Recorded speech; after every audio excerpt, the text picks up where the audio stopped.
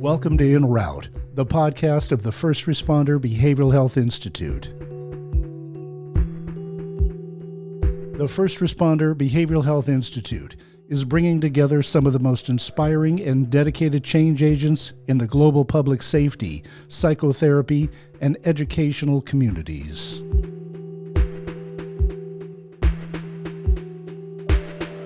Each episode of Enroute seeks to bring together first responder change agents and clinicians dedicated to constructively disrupting the status quo by tackling the tough subjects like first responder suicide, post-traumatic stress, moral injury, sanctuary trauma, leadership development, critical incident response, peer support teams, and what it means to be psychologically safe and healthy while working in an unsafe world.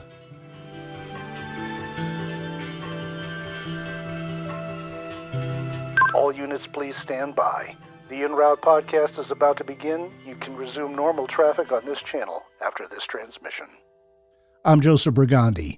Welcome to this episode of Enroute, the podcast of the First Responder Behavioral Health Institute. Today, we are privileged to have an absolute legend in the area of fire department leadership on the show with us, Frank Viscuso. Frank has a long history of published works and public speaking engagements, including Step Up and Lead, Step Up Your Teamwork, Flashpoint, Ignite Your Team and Forge a Winning Culture. It's time to step up.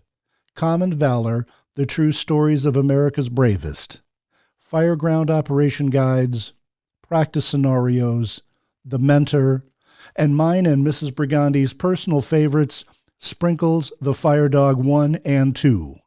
He's a regular contributor to Fire Engineering Magazine. Frank is a keynote speaker who is booked all over the country and internationally over 60 times a year. If you haven't caught his keynote at the 2022 FDIC, you absolutely should. As a matter of fact, it's so good that we're going to go ahead and link to it in the description for this podcast. Let's welcome Chief Frank Viscuso to Enroute. Hey, Frank, thank you for joining us today on the show. I'm so happy to be here. Thank you for the invite. You have so much to offer. I've enjoyed your books over the years. I teach leadership development myself and have used your courses or your books in my courses for a long time. As you can see, Step Up and Lead is quite well noted. What brought you into the world of leadership development and what made you want to specialize in it? It's been about, the whole personal growth journey. And I can't stress this enough. I've always loved being a part of teams. And I remember back when I was even in high school, I was part of a rowing team. I tell this story in Step Up Your Teamwork. I was part of the rowing team, and we were a very good competitive team. We kind of felt like we were the outcast of the program because we were called the lightweight 8. We were all kind of underweight. We weren't the big guys that you see rowing. We were the light guys, and we were kind of outcast kids from a blue collar town competing against prep schools and making the national championship and becoming one of the best boats in the country. And what I learned in that process was what family is all about, because obviously we have our families that we're born into, but then you have families you create along your journey in life, like we do often in the fire service. But that was the first time I felt like these were true brothers, and we were going to battle together every time we got on a boat. And what I learned there was a lot from our coaches, from leaders on the boat.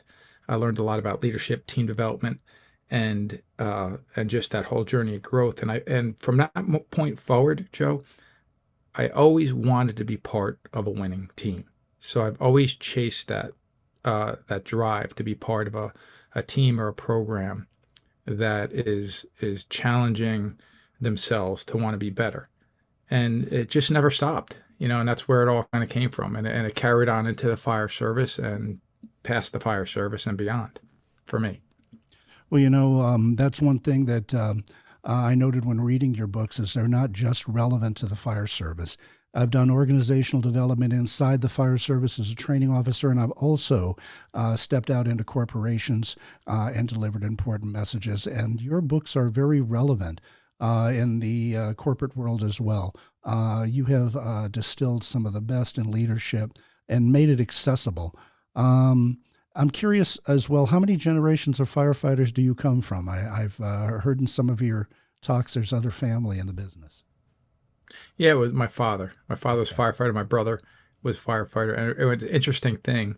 I was just telling a story to somebody recently where my father, uh, served in the Navy, and his parents came over from Italy. So, didn't have a lot of money. He served in the Navy, ended up becoming a firefighter. And my brother always wanted to be a firefighter. He's 3 years older than me. In the process of trying to become a firefighter, he was taking tests for other jobs, police officer, public service, you name it. And he ended up getting the job of a police officer first, and then moving into the fire service, which I often hear that's the way it goes, other than the opposite. But what happened was I was on the rowing team in college also. And when I came back for a break, my brother was training for the test to become a firefighter. And he had a weighted vest on. He's in the backyard, set up his own obstacle course. And this will tell you a lot about my brother. He didn't have to do this, but he figured out, through talking to people what the test was like. And he created his own obstacle course in the backyard to train for it. And I was watching him, and he came back in and we started talking about it. And typical brothers going back and forth. I said, yeah, you look like you were going slow. And he's like, slow? I'll crush you on that course. I said, Joe, I'm a college athlete. There's no way you're going to crush me on that course. I mean, I'm in the best shape of my life. But he said, well, prove it. I ended up signing up to take the test more on that dare than anything else to prove to him that I could beat him on the course. And my father was telling me, take the test. You'll have something to fall back on. It turned out to be the best thing that happened to me career-wise. I can't imagine what direction I would have ended up going in if I didn't find a fire service. Very grateful for it. So sometimes things happen on a dare. I love it. I love it. Well, and there is no such thing that's an accident. That's one of the things. I'm also a career firefighter, paramedic, and also a therapist. And I spend an awful lot of time with our first responders in post-incident scenarios. And, they'll talk about chance or what has happened. But there's a synchronicity in life. Things that you didn't think were going to take you someplace will take you someplace great if you'll let it. Everything that's perceived as a failure has the opportunity to be reevaluated and to pull the silver lining and the successes out of those things. And your books are a reflection of that. One of the themes that keeps coming up over and over again in all of the work of yours that I've read is the overcoming of self-doubt. Can you talk to us a little bit about that? Yeah, I mean, what's the biggest enemy for most of us? It's those few inches between those ears, and especially for people that are overthinkers, which I am. It's not unusual for me to wake up at 3, 4, 5 o'clock in the morning, and to be stressing out, if you will, or concerned, and sometimes even to the point where I create anxiety over things that I wished I didn't say or do, or that I did do, or just it's a constant battle of trying to, I guess, beat the inner voice that's always telling you you're not good enough. A lot of people deal with it. See, here's what's interesting, Joe. I never talked about this before. I'm doing classes, like you said, 60 times a year. I'm traveling to fire departments and businesses throughout the country and overseas. We're talking about leadership. We're talking about team development. And I think one time I was doing a class and I kind of slipped. And I said, hey, I'm an overthinker. Who here's an overthinker? And about 1/3 of the hands in the room went up. And I started talking about what it's like being an overthinker. And I'm watching people relate with it. And I thought, okay, so a lot of people are understanding what I'm talking about. I thought, here's the interesting thing, and I think you can understand this. When you find that you have a challenge like that sometimes could affect your life negatively, and unless you kind of learn what to do with it, how to I guess use it to your advantage. what happens is you think you're the only one dealing with it. Like, if you have an inferiority complex, you think everybody else is confident except you, but that's not the reality. I was an overthinker that dealt with anxiety and stress, and a lot of it was self-imposed. So for me, how I overcame it was several things. It was through reading books, listening to positive messages, associating with the right people, starting to believe in myself, changing the channel, like I say, let me take that self-doubt, that negative thought, and start thinking about something more positive. And here's something that I think I might have only talked about one time, and I don't even know if I talked about it on a podcast yet, but I used to have a guy who, my parents had a two-family home.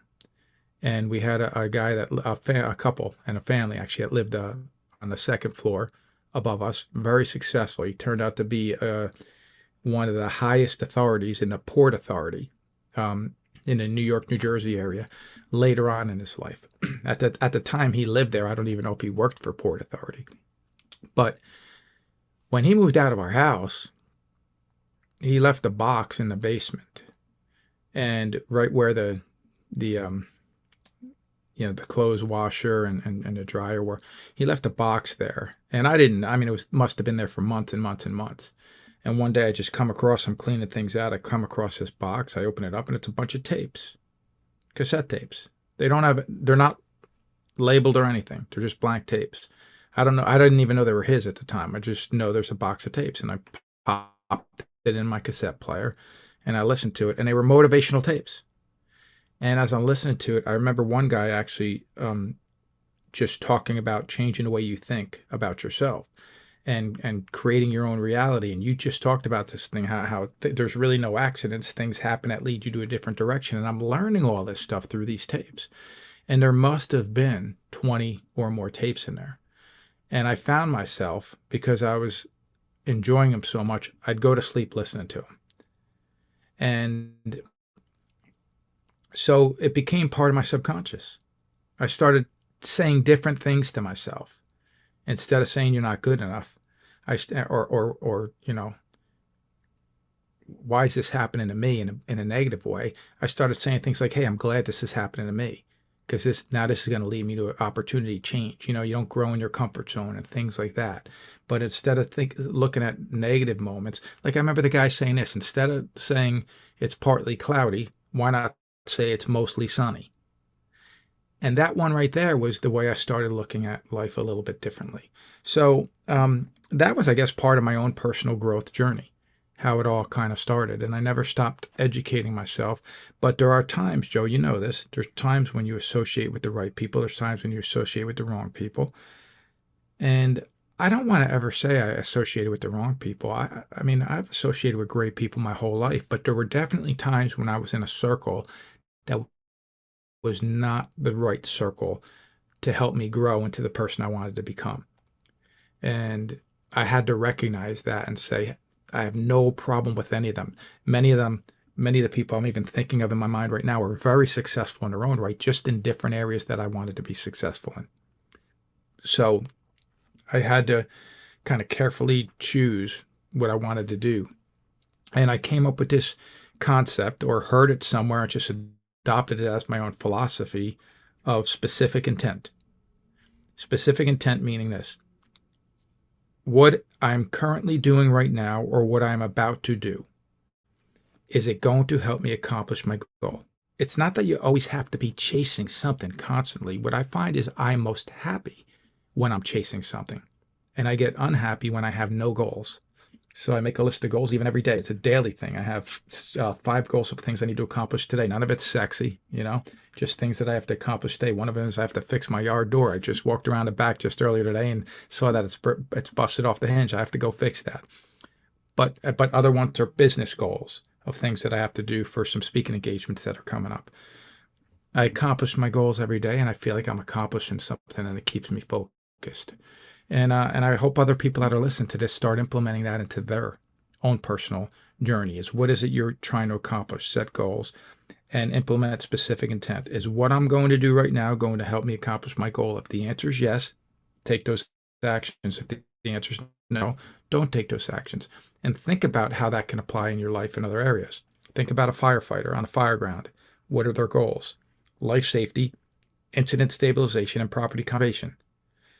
Is what the firefighters, is what they're doing right now going to help them accomplish one or more of them goals?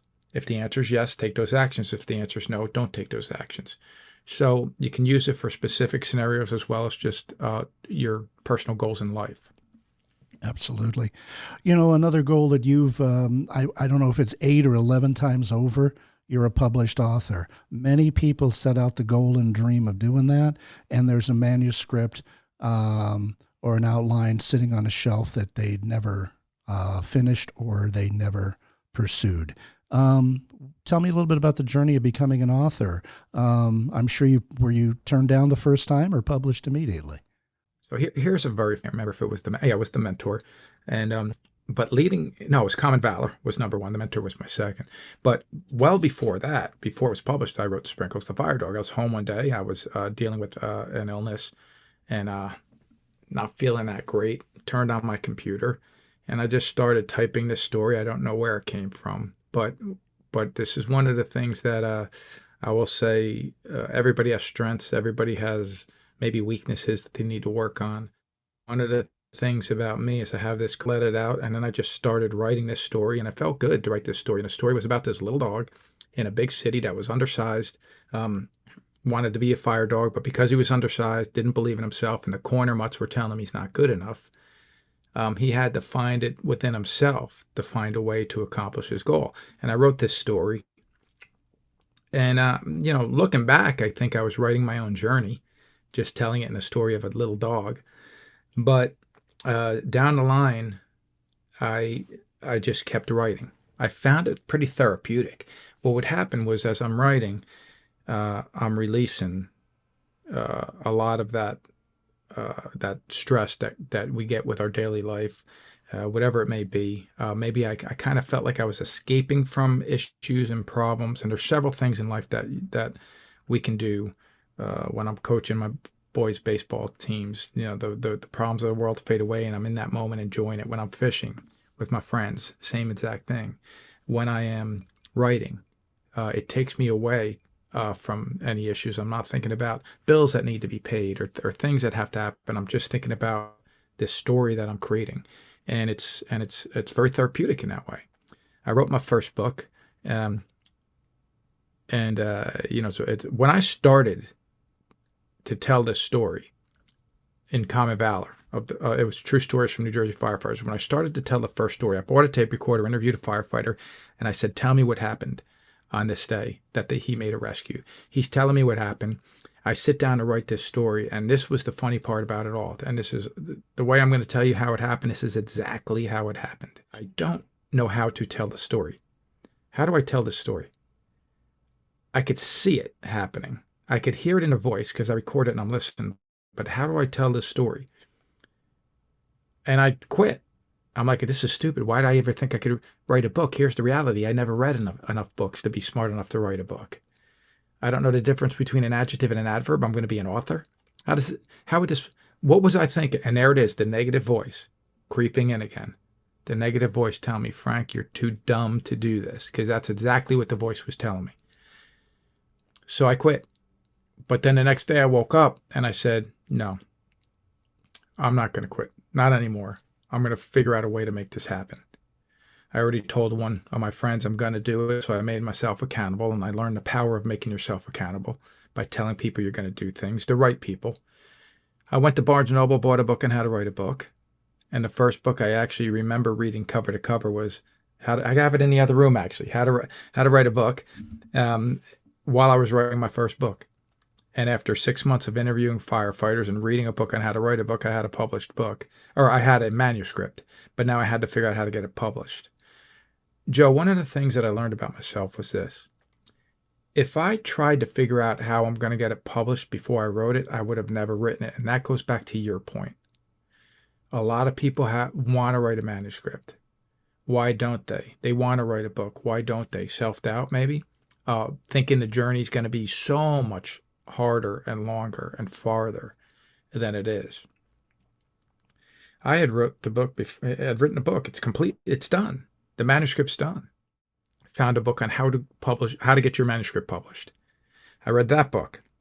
Told me I needed an agent. I went back and I bought a third book, The Literary Marketplace. The Literary Marketplace was a book that gave you a list of agents and the kind of material that they represent and what they're looking for. And I sent out sample chapters to 50 different agents with the return envelope. This was before I could email everybody. So I'm waiting for the responses to come back to me in a returned stamped envelopes, and one by one, I received rejection letter after rejection letter after rejection letter.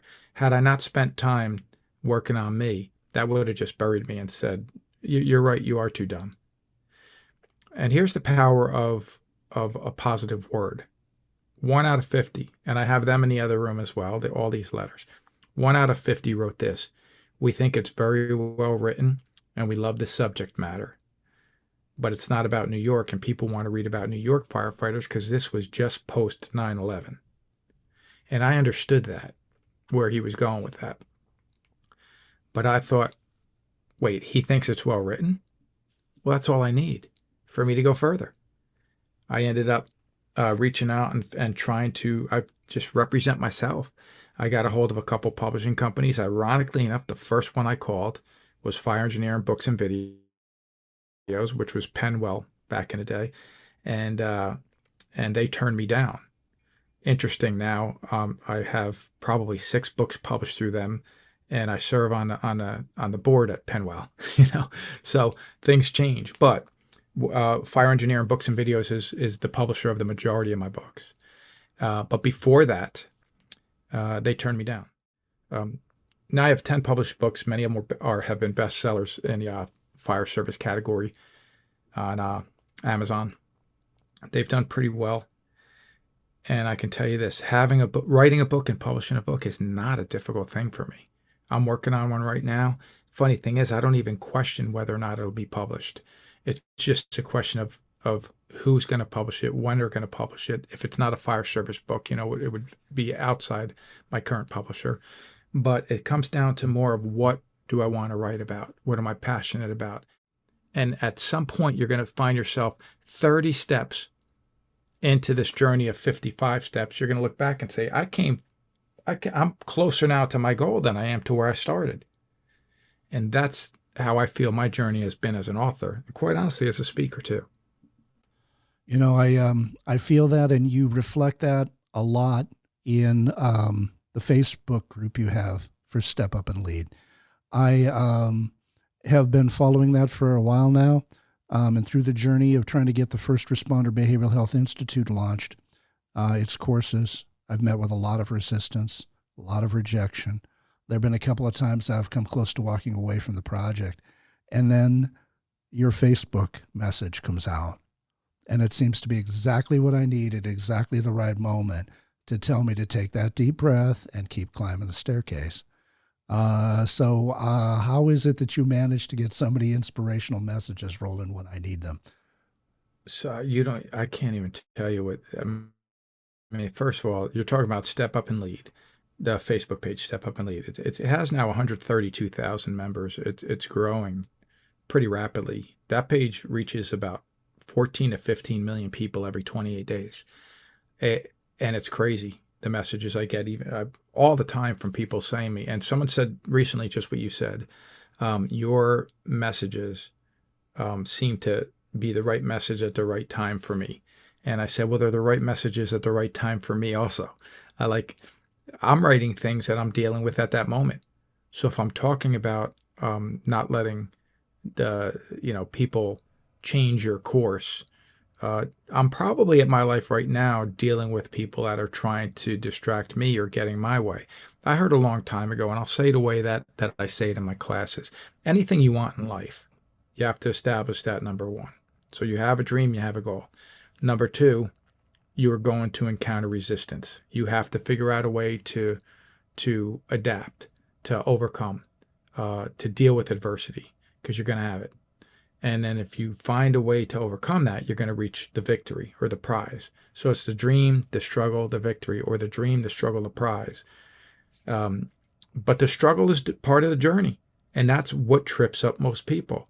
You have to learn to embrace the struggle, because what I've come to learn as an author or anything else is that journey from where you conceive the idea of what you want to accomplish to where you actually accomplish it. The journey from getting to one point to the other is where you become who you ultimately are supposed to become. It's not the end goal. Here's a funny story. I don't think I've mentioned this to you or anyone. I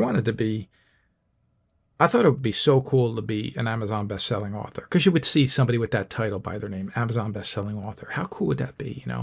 Like, I'm an author. I've sold, a few books. I know it's relatively popular, especially Step Up and Lead. But man, if I could ever become an Amazon best-selling author, how cool would that be? And I would thought about that for years. I had it on my goal board, right? In one of my goals, Amazon best-selling author by a specific year, that type of thing. So one day, a friend of mine in the fire service who also wrote a book, says, I love seeing this. And he sends me a screenshot of Step Up and Lead on an Amazon bestseller list, the #1 bestseller. And again, it's in the category. But I thought, #1 bestseller. I sent him a message and I said, what is that from? What is that? He said, oh, that's the list. I said, where'd you find that? He sends me the list. I looked down the list. It has the top 100 bestsellers. Step Up and Lead is #1. And I go down the list and I had 3 books in the top 100. And I messaged him back and I said, like, what's happening there? He goes, oh, you don't check that list? I said, no, never. I didn't know that list exists. He says, you've been on it for 6 years. So it's not the journey. I mean, I'm sorry, it's not the end goal, because I didn't change. Nothing changed about me when I found out I was an Amazon bestseller. Nothing changed at all. It was the journey of getting there that actually created or helps you create the person you're ultimately going to be. And I hope that's making sense to people that are listening to this. I think it is. And one of the things you brought up is a goal board, or as we'll call them in therapy, a vision board. And especially with my firefighters and my cops, they roll their eyes and go, please, you want me to cut out little drawings and paste and glue stick? And I tell them, yes, I do. One of the reasons is I'm wanting you to really get a seed your consciousness with the vision you're trying to create. And also to be present. You also mentioned when you're in the middle of baseball, when you're in the middle of fishing, you completely and totally lock into that zone. And that is, that's the very definition of present moment awareness. Within present moment awareness, you cannot have anxiety. That is rooted often in thinking about the future. You can't have depression. That's often rooted in thinking about the past and what went wrong then. So neither of those states of consciousness are available to you if you're in the present moment, if you're completely fishing, if you're completely working with the Little League team. And when you're completely saturated with what do I want my vision board to look like? What am I trying to put on it? So I'm really glad to hear you say that you use a goal board or a vision board. Well, listen, let me tell you, Joe, yeah. I want to elaborate on this. It had 16 pictures on it. And it was 4 rows of 4. And it started with the smallest thing. And I remember the very first thing and the very last thing. The very first thing on the board was a brand new pair of shoes. I just had bought a pretty decent suit. I wanted to buy some nice shoes to go with it, and I put shoes on it. And as you went to the list, the 16th thing was a vacation house, because I thought it'd be really great to have a vacation house down by the beach, somewhere close to the Jersey Shore. So, and there was a new car in there. There was a bunch of stuff in there. Now, I accomplished probably half of the stuff on that board. And they were the smaller stuff, but I accomplished a lot of it. But there was a point where I kind of got frustrated because the business I was trying to do on the side, in addition to being a firefighter, wasn't kind of panning out. I remember taking that vision board down, rolling it up. It was up for years, rolling it up, putting it in my closet. Another handful of years go by, 5, 6, maybe even 7. And I end up selling that house, and I'm moving it to a much nicer home. And a vision board rolled up. I unroll it, and I had all 16 things. I had the brand new Mercedes. I had the vacation house. The only difference was this. My vacation house was up on a ski slope. It wasn't down by the Jersey Shore, but right now I live by the Jersey Shore. I'm just about, a mile and a half away from the ocean. So it all happened.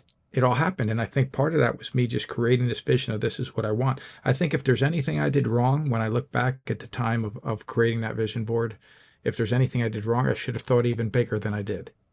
I should have thought bigger. So when people do think it's kind of crazy or um, ridiculous, I think 100% it works. It works, and to this day, I'm still setting goals. Nice. I appreciate you sharing that. I know it's going to help a lot of our members to go ahead and go where they want to go. One of the other things that you've accomplished, perhaps more than most, is the role of training officer, which is a role near and dear to my heart. I've been loved and hated as a training officer because the very definition of the job is changing the status quo.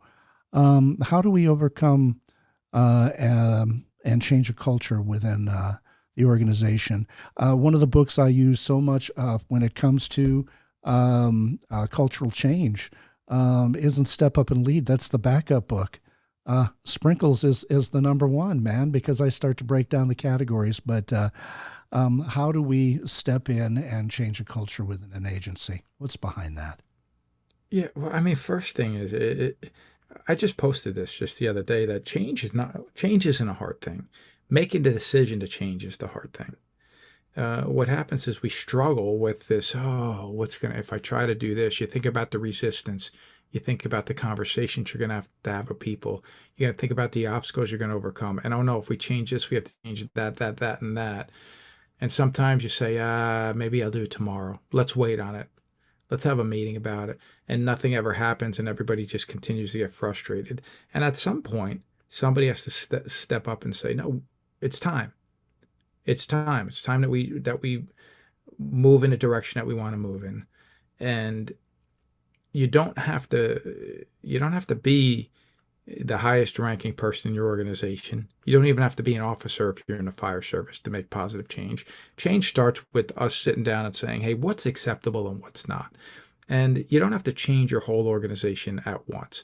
What you need to do is you need to start changing it little by little. Because, as an officer, if you change one person and get them to say, hey, yeah, you're right, we do need to train more, we do need to be better, we do need to focus on our goal.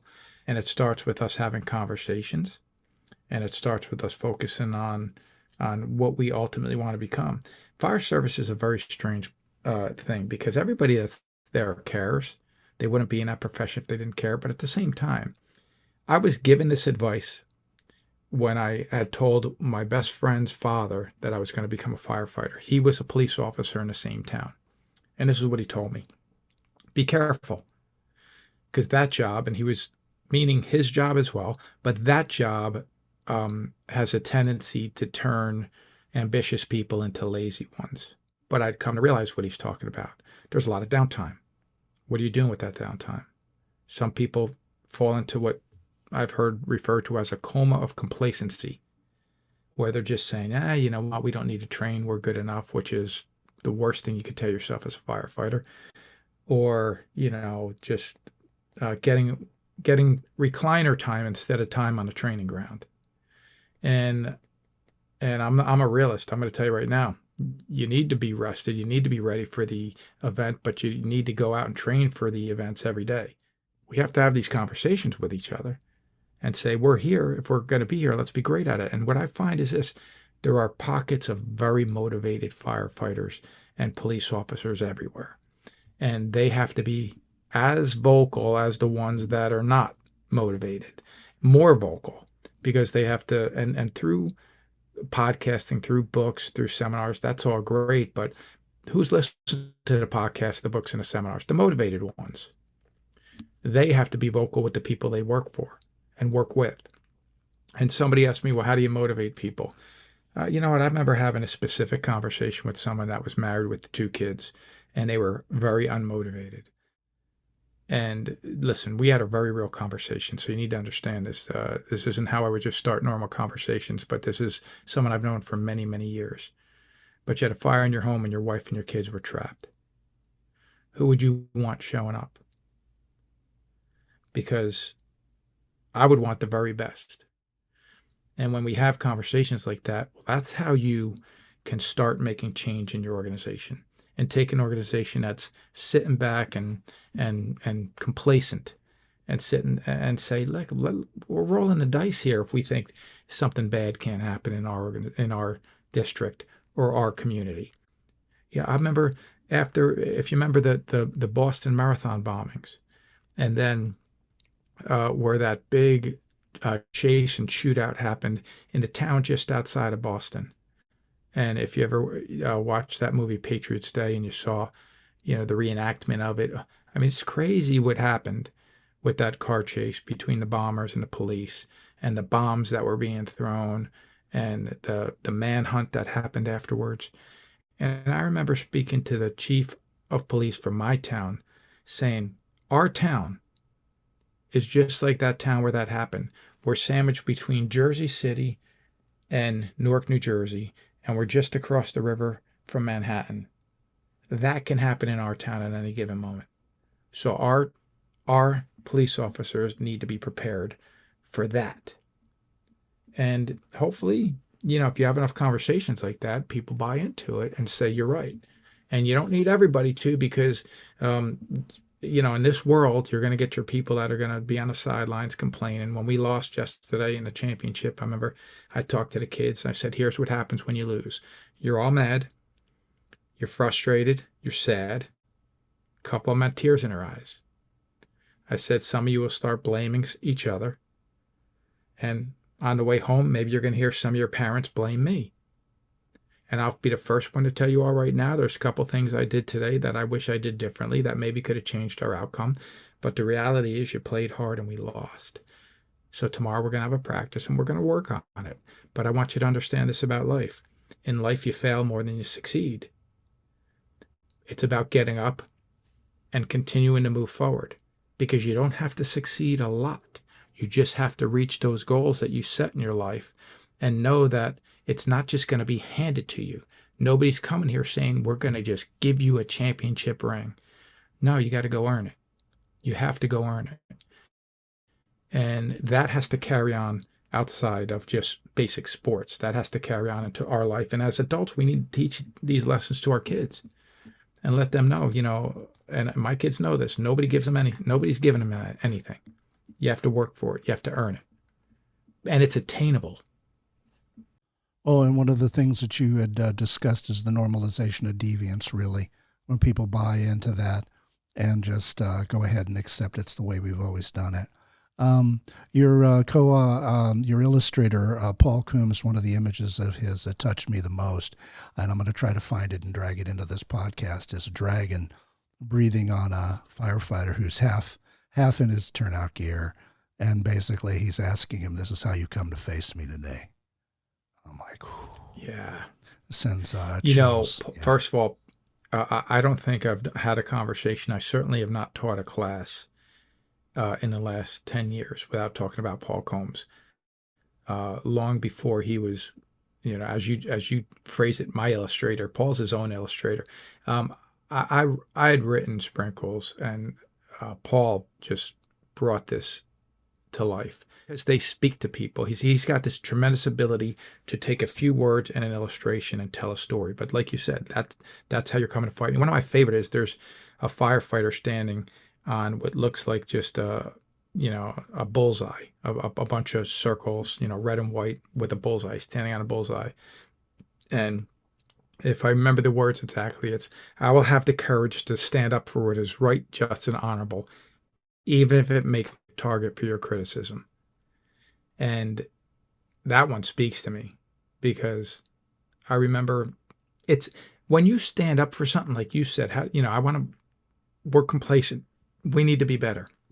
I want to make change. You're going to get critics. You're going to get people to say, sit down and shut up. Maybe not to your face, but behind your back. And you're going to get people to say, well, who's this person? Because maybe you were the one sitting in the recliner next to them for the last 3 years. But then one day you just woke up and said, no, not anymore. I want to be the person that's now going out and ready to do, because something happened in your life that caused change. See, no one is under any obligation to stay or remain the same person that they have been their whole life. No one. If anything, you're under the obligation to change and become a better version of yourself. So when that happens, don't be your own biggest obstacle. Let other people. You have to understand this. This has been something that this was my journey. I'm writing these books. I'm hoping at the same time early on, no one I work with reads them because they're going to be like, who's this guy think he is writing a book? Now, my books aren't, if you ever read well, you did, but if anybody did not read my books and you read them, I'm not telling stories about myself. I'm telling stories about things that have occurred in life. And most of the positive of my books, the better examples, come from other people I've learned from. And maybe it's people I know personally or just by researching and knowing stories of other people's journeys. And then I'll incorporate personal experiences to illustrate how I implemented them in my life and what the result was. And sometimes it was a good result and sometimes it was a bad result because I did things incorrectly. Very transparent about that. And I've often said this, if people come on and introduce me as a leadership expert, I correct them immediately. I'm far from a leadership expert. If anything, I would consider myself a leadership student. And yeah, I will accept the title of leadership specialist because it is what I specialize in. But that being said, I still make mistakes all the time. But the biggest mistake any of us can make is allowing other people to determine our worth and our value. So first thing anyone listening to this message needs to do is after they decide what they want to accomplish, know that it's possible. I believe this, this could be a higher power thing. It could be a subconscious thing. It could be a faith thing. But I firmly believe that if you have this vision of what you believe you could become, it's there for a reason. It's possible. It's insight into what you really have the potential to become. And for me, among other things, one of the things was I wanted to be that best-selling author. I wanted to be a person that made a difference. I wanted to be a person that was a sought-after speaker because I felt like that was my calling. And I wasn't going to let anybody tell me otherwise. And there were times I'd be sitting in a room, even to this day, I sit in rooms with people. I sit at a table and I'm probably the most quiet person at the table because I'm relatively introverted, and I'll listen to conversations and I'll just kind of be absorbing a lot of what's happening around me. And many times these people don't even know who I am, and I don't mean that to come across the wrong way. They just don't know I'm an author that speaks in front of 5, 10, 15,000 people, and sometimes just a couple hundred people at a time, but sometimes thousands. And I often think it's interesting when they find that out. They didn't put it together because I'm not sitting there trying to motivate them. It's like a comedian. Maybe they're always trying to be funny. I don't know. I know a few of them that are just naturally funny, but some of them are introverted as well. You talked about leadership mistakes. I've made many. Honest mistakes are one thing. Another thing that comes up is toxic leadership. It's one of the things that brings my firefighters in the most. It's not the call. Calls are sometimes traumatizing, but a lot of times the things that bring them to see me, that bring them to the brink of suicidality, are the call combined with trying to get help at work and then facing toxic leadership and a new term that's come out you're probably familiar with called sanctuary trauma. The Canadians coined this term, and meaning that you went to your own people for support, and instead of support, there's ridicule, retaliation, there's harassment. The corner mutts are unfortunately in command, and they're starting to tear down people and try to get them out of there. Just speaking about that a little bit, toxic leadership, its impact on our firefighters and their suicidality. And then the next real question is the role of mental health in the fire service. What are some of your thoughts on that? Listen, I teach one of the class I teach is a Mayday class. We're a bunch of firefighters sitting down, they're listening to a lesson. There's no reason, nobody's calling a Mayday. But I say the time for you to make the decision to call for a Mayday is right now, right here in this room. Because what do you think is the number one reason why people wouldn't call a mayday if they're in trouble on the Fireground? Well, they don't want to be ridiculed. They don't want to be outcasted. They don't want to be laughed at. They don't want to be wrong. Oh, I didn't need to call that. I wasn't in trouble. So what I'm telling them is, if you're getting in trouble, if I'm the incident commander, I need time to get my people, my resources, my RIT team to you to get you out of trouble.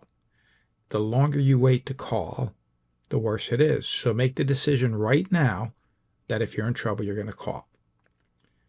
And then I take that thought and I say, now let's expand that thought and talk about dealing with personal issues.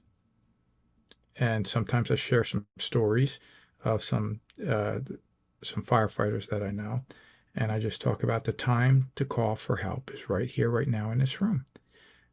Don't think for 1 second that if you're going through a personal issue and you need to talk to somebody, that there's no one to talk to. There is. But I also say to the firefighters in the room, if somebody called a mayday at the fire scene, and it turned out it wasn't that severe of an incident, to them it was. They're running low on air, they're lost, they're disoriented, and they don't think they're going to be able to get out.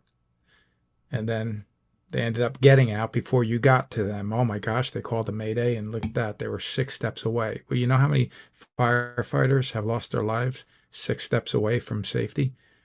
Quite a bit. Quite a bit. I tell stories about that in Common Valor.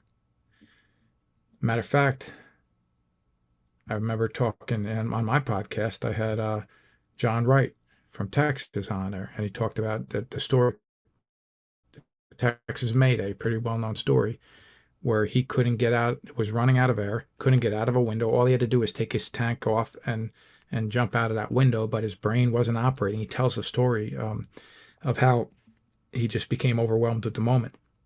And as he thinks he's going to die right there at the window with the firefighter he was just with, who just climbed through it, by the way, he's just a much bigger guy. He's going to die right there. He said, man, I remember looking at this issue of Fire Engineer magazine, where it was like a chalk outline of a firefighter laying where his body was found right under a window, and he lost his life. And John says, I remember looking at that cover thinking, brother, you were so close. How did you not get out? He says, and at that moment I realized, now I understand, because I'm right here and I can't get out. And so, and I'm so thankful for people like John Wright to be so transparent with what happened there, because he also talked about how the other firefighter, who was a rookie, by the way, saved his life and helped him through that window when he was the captain, John. And then he went around and he starts telling that story about what happened and how it happened and how he kind of was complacent with things and his, kind of his brain shut down. The kitchen table at the firehouse is a powerful place where a lot of jokes happen. It's a powerful place where it's often politically incorrect. It's a powerful place where great meals happen, and sometimes an occasional card game or whatever. But where the kitchen table holds the most power is when 2 firefighters or more are sitting down having a heart-to-heart conversation about some of the things they've seen or some of the challenges they're going through, and it's just one brother or sister helping another. And I want firefighters to understand we need to be there for each other. I understand the ridicule, I understand the laughing, I understand making light of situations, because we're in a culture that happens quite often. But there's a time to turn that off and sit down and say, hey man, I know you're going through something and I'm here for you. And I've been on the receiving end on that conversation, and I've been the one to deliver that message saying I'm here for you. So I've been on both ends, and I can tell you both ends carry a lot of weight. Absolutely. We got to look out for each other. We sure do. And that's one of the reasons that the Institute was founded. I thought I would go ahead and simply solve the problem of first responder suicide by, teaching a couple of courses. And then I quickly started to realize the problem's much more complex than that. Our members understanding psychology of the self, how do you go ahead and take care of yourself psychologically? being a paramedic instructor. I have pretty much all the books on the subject, and there's not even 10 pages in first responder self-care or understanding your own psychology. And then we do such a poor job when we treat the public because most of those pages involve chemical or physical restraint. So we're not giving them the depth that they need to go ahead and respond or to take care of themselves. And then when I got in the chair as a clinician, over and over and over again, I saw the same patterns breaking out when suicidality of a first responder was peaking out. And that was poor leadership, toxic leadership, problems at work. And that's psychology too. It's called organizational development. And that's a whole psychological discipline. And this is one of the reasons I fell in love with your work, because you have really drilled down on what quality leadership is, how to make a difference, and how to go ahead and teach other people to go ahead and step up and lead and affect their culture in a very positive way. And those are the kinds of courses that we offer on our platform: psychology of the self, psychology of how we deal with the public, and the psychology of how we work with the organizations. And I found out after I did my research, there was no shortage of great authors like you out there who are trying to push things forward, who are trying to change cultures and trying to make a difference. The problem is getting their voices heard, which is one of the things I'm trying to do today on the podcast, and to get their messages out there so that we can continue to expand, change the culture, shift the paradigm, and make being a first responder a safer thing for the first responder. But I just want you to know your leadership books have touched my heart. And it's hard sometimes for me to read Sprinkles without misting up a little bit. I have to, if I'm reading it to a group of kids, I have to pre-read it to get that out, because it is such a story of facing challenges. Both of them are. We got number 2, and I heard this rumor in the wind that Sprinkles 3 is in the planning. Is that true? I can neither confirm nor deny that. What I can tell you is I don't know where that rumor even gets started, to be honest with you, but I can tell you that Sprinkles, the journey is not complete. That I'll tell you. As far as when it continues, I don't know. But thank you for saying all of what you just said, because I didn't expect this to happen when I started teaching. First couple times I taught in a fire service, I think I was trying to be a lot cooler than I am. Speaking of some alpha males, I'm speaking to some people that, their as you would call it, their BS meter can go right through the roof, and they want it to. They want to be able to call people out. That you're going to come in and tell me something I don't know. Like, I really want to be here. I have a lot of fun with this now when I go to organizations. I'm spending 3 days with them. I'm like, oh, I bet you guys are so excited. You're told you're taking a 4-hour leadership class today. And they're like, yeah, right. And like, I know you got things to do, but this is what I tell them. Just give me a couple hours. Give me a couple hours with an open mind and an open heart. And I promise you, I'm not going to waste 1 minute of your time. When you leave here, I'm going to have you thinking a little bit differently about life, and hopefully better.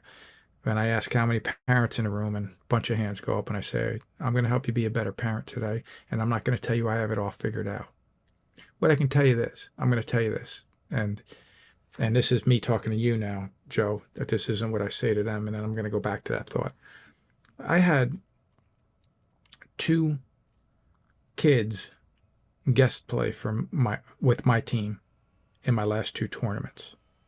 Again, these are 12-year-old kids.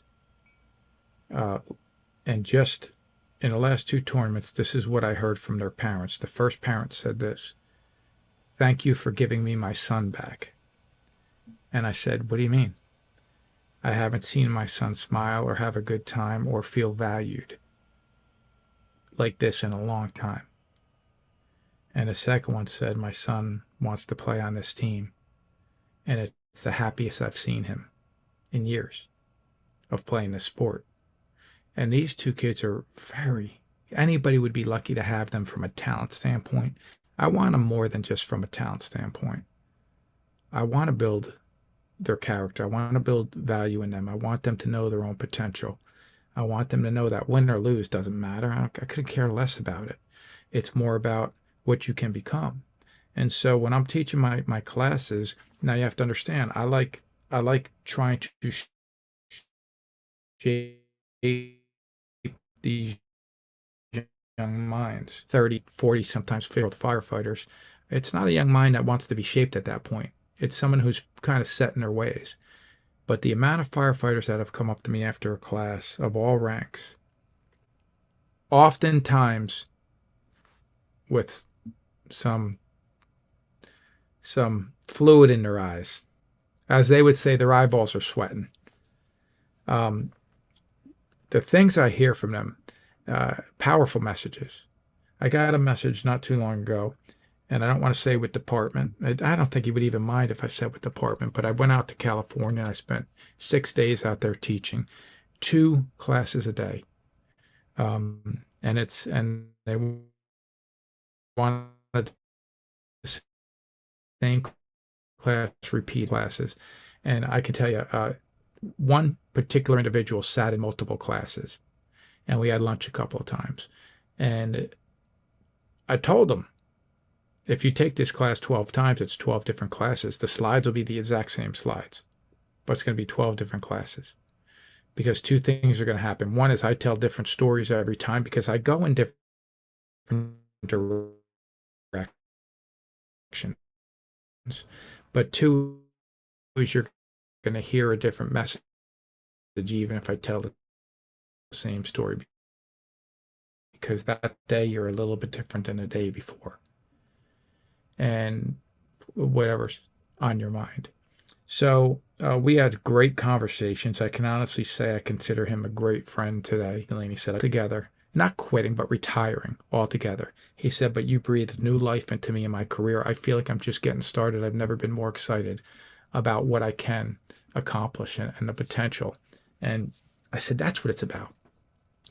So a guy that was kind of broken and kind of busted and frustrated and ready to say, I'm done, is now saying, no, man, I'm ready to make a difference. I'm ready to really do what I'm here to do and leave this department better than I found it. And I'm excited again. And who doesn't want to be excited about their life? I mean, let's put that on the table. Everybody. There's another guy recently, a fire service friend. I didn't work with him, never worked with him, but I know him pretty well. And he reached out to me and he told me that his son is dealing with some issues, and I feel like his son and I have become pretty good friends because we talk and text regularly now. Because what I told him is when I talk to you, I feel like I'm talking to myself. And when I thought it wasn't in an arrogant way, it was more of me remembering that kid that I was, that had the self-doubt, that thought I wouldn't really accomplish anything, that maybe let other people's, again, opinions determine my worth. And I said, you know what? At one point I stopped and said, no, I'm going to believe in my own potential more than I believe in other people's opinions of my own potential. And then you start to create this lifestyle that you want, and it goes beyond anything else. And when you do that and you come across people who now are struggling with the same things you struggled with, it's easy to pull them in and say, hey, I've been there. You mentioned suicide years ago. Who's better to talk to people that are contemplating that than people that have contemplated it and got through it and said, no, you know what? There's a better way. Yeah, I don't know if people know this, but the Golden Gate Bridge has professionals that work there, that go over the bridge constantly, or they work on either side of the bridge, and they have video cameras that they're watching. And when they see people that are standing there for a long period of time, they send people out to talk to them. Counselors, people that have training like you, to talk to them, say, hey, man, what's going on? Because maybe all that person needs is someone to listen to them, each other. And if any one of us is dealing with a challenge, a concern, anger, frustration, bad thoughts, we got to rally around them and say, no, man, we got your back. And if we do that, it's not just a better workplace, it's a better world. Hear, hear, hear, hear. Frank, thank you for sharing that. As we start to wrap up today, I want to go ahead and ask, what's the best way to reach you? If an agency wants to go ahead and book one of your trainings, how do we best get a hold of you? Well, really easy. I mean, my website is my name, Frank Viscuso, Viscuso, frankviscuso.com. All my contact information is there. My email, frank@commonvalor.com. I receive emails pretty regularly, so that's the best way to get a hold of me. And of course, my cell phone number's even on. Believe it or not, my cell phone number's on my website. And I don't always answer a call if I don't recognize the number, but I listen to every message and call them back if it's regarding this, because you know how telemarketers get a hold of your numbers also. I have people trying to sell me extended warranties daily, so I just let them roll through. But and then of course social media. I'm on all the platforms that I know about, including TikTok. Believe it or not, it's not just a dance thing like I thought it was. Excellent. Well, now you've encouraged me to get my Instagram, or not my TikTok game on. I have yet to do that, so I'm going to give it a try. Joe, I was taking a class, or giving a class, I'm sorry, in Ohio, just about a year ago. And a guy says to me, a young kid, "You have a TikTok?" I said, "No." I said, "That's a dance thing, right?" He says, no, it's more than that. He goes, the stuff that you're saying today, if you just put them in like 1-minute clips and put them out on TikTok, you'd reach a lot of people. And this is a powerful message. And so after the class, we sit down together for just a couple minutes, and I start a TikTok right then and there with him. And so that thing grew a little bit. But right after the class, a whole bunch of people there, a couple firefighters walk up to me, and they're younger. And one of them says, he says, "We didn't know who we were coming to hear speak. They just said it was some guy in the fire department that was talking about leadership. But we didn't know you were the guy from TikTok." So now I'm the guy from TikTok. Nice. Very, very nice. It's all dependent on the generation, right? There you go. There you go. I got to get my game on.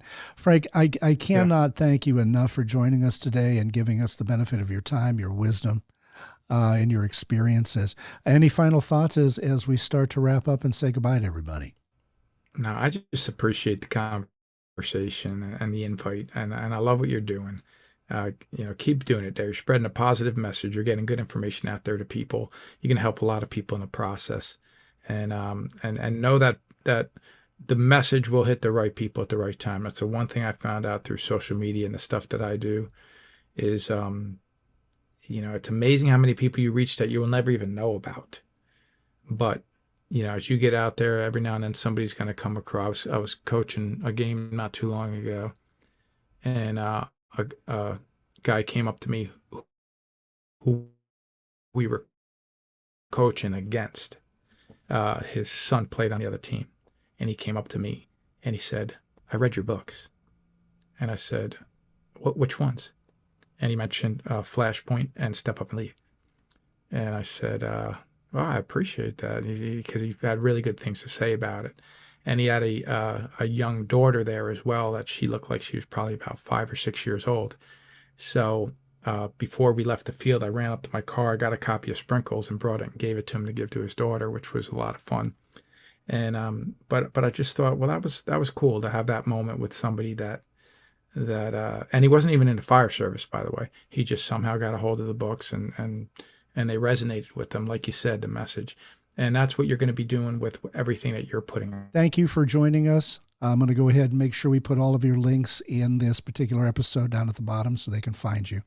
And I'm very, very grateful for your time today. I'm Joseph Brigandi. Thank you for joining us for this episode of Enroute. Enroute is a production of the First Responder Behavioral Health Institute. To learn more about us, head on over to FRBHI.